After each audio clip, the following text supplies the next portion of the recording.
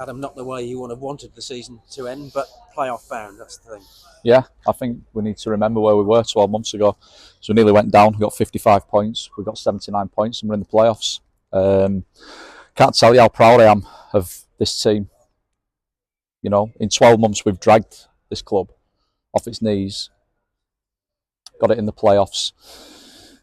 And we've had this group together for 9 months, and they've given everything. Even then, 3-0 down at half time. The easy thing to do is to give up, and we kept going right till the end. How we've not scored in that second half, I don't know, because some of our play at times was very, very good. And our objective at the start of the season was to, at least make the playoffs, and we have done. So I'm super proud of the lads for that. Obviously, today we wanted to get a result, keep the good run that we've been in going, and obviously knowing if we'd done that, we get the home advantage on Tuesday. But I have to say, we kind of got a little bit of an inkling yesterday that Chester might be making a few changes today. They've made obviously a lot of changes, showed the depth of their squad. We were really surprised by how they set up. The shape completely stumped us. And I think that's what causes the problems, to be honest, in that first 15-20 minutes, because I have to say, some of the football they played in that first 20 minutes is the best I've seen against us all season, and we had to change. I felt as soon as we made the change, we were the better team. We had 2 or 3 good opportunities. One where Warby's hit it, the keeper saved it. Dylan Crowe couldn't get enough on it to turn it home. Craney's got in and not got enough on it. Johnny's had one that he's took first time, probably should have took a touch. The third goal just absolutely takes the wind out yourselves. But that's just the way it goes sometimes. We've obviously now got to go to Chorley on Tuesday, which is going to be incredibly tough, but we've got a chance. So, yeah, disappointing first 20-25 minutes today. Obviously disappointed to lose any game, but overall proud of how we've done this season so far. Shades of the Scunthorpe away, wasn't it? First half when you couldn't really find your rhythm, and then it totally changed. Yeah, I mean, we felt the best approach for us today was to just go with what we've been going with. I mean, Gold felt his ankle on Thursday at the end of training. He was close to being able to play today, but just not quite right, so he didn't make the game. We went with Craney up there to try and give us a bit of legs in behind and stretch the pitch. Probably didn't work at the start of the game because they had a lot of the ball and dominated possession. Warby's been up in the night with a little bit of illness, so that's why he didn't start the game. So we had to change the top 2. But yeah, it's disappointing to lose, but right now we've done what we needed to do over 46 games, and now it just boils down to isolated games, and we've got to be upbeat and ready to go. Conceding 3 was a shame, given the improvements defensively over the last few games. Yeah, I mean, I felt the first goal, the play to get in was good. I'd have to watch it back. I felt Jonah maybe could have got a bit more on it, but I'd have to watch it back. The second goal is really good play to get in down our left, stood it up back post. The third, as I say, I felt it came at a stage where we were getting on top and we'd had 2 or 3 opportunities. And it's on the break. I mean, I have to say, for how good their play was, I think they were incredibly ruthless with the chances. Because I think if you looked at probably the stats at the end of the game and didn't know the scoreline, you'd have probably thought we'd be the team that won it 3-0, but we weren't. So, yeah, we don't like conceding goals as it is, but score. Concede 3 and 2, especially in quick successions, something that we've got to eradicate. So there will be a tinge of disappointment, as you say, looking at the season in general, which is what you've got to do at this stage.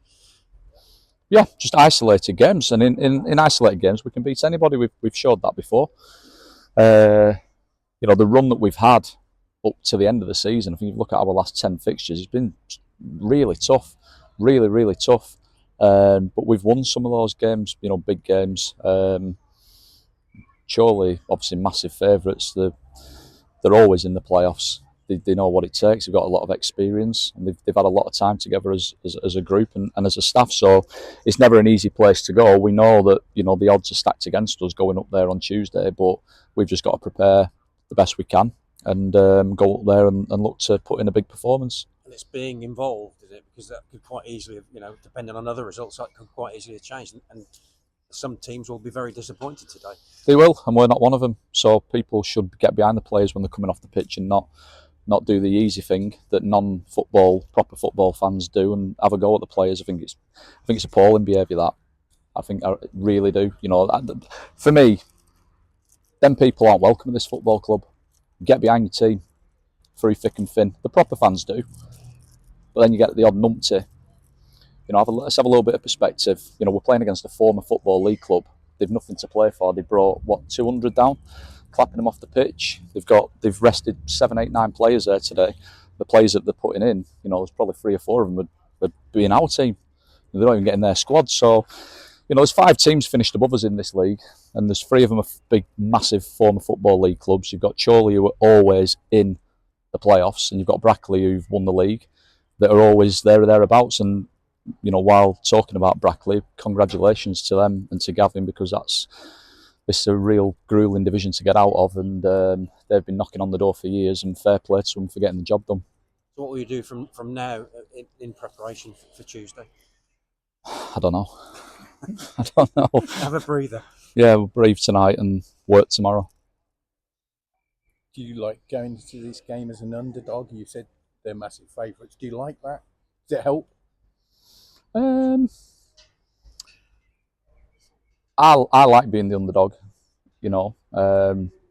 Personally, I've always been an underdog. I've always worked at clubs where I've had to find ways to be competitive and get results with underdog clubs and underdog teams, and that's obviously led me here, where we're not always the underdog because we've got that label of being full time on our back, and everybody expects us to do well, which is fine. But I do think in this game on Tuesday that we are massive underdogs. Yeah, absolutely, because home advantage is massive in the playoffs, especially when you've got good home form, which Chorley have. They've got the experience of always being there or thereabouts and playing these big games. But I do think with home advantage comes a lot of pressure. We can go up there and not play free, but there'll be a lot less pressure on us going up there than there will be on them, and hopefully that'll sway in our favour. But we've got to perform, because they I've no doubt they will. You're not bad on the road. No. You've got some good points on the road, and certainly most recently, Curzon, who haven't made it, they've suffered at your hands. You should have some confidence, I guess, being away from home. You probably won't have a different fan base behind you, should we say? Yeah. This is not an easy place to play. I think there's a sense of entitlement here, to be honest.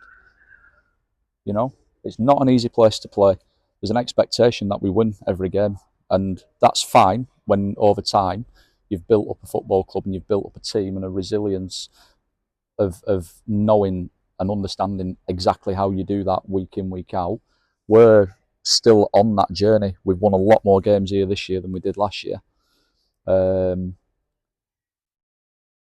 When things go against you in games here, people, and it's probably the ones who only turn up when they want, but they're the ones that get on the backs of the players. Doesn't help. It's just stupid behaviour.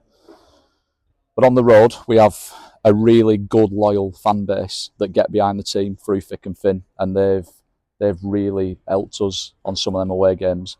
And our away form's been fantastic this season.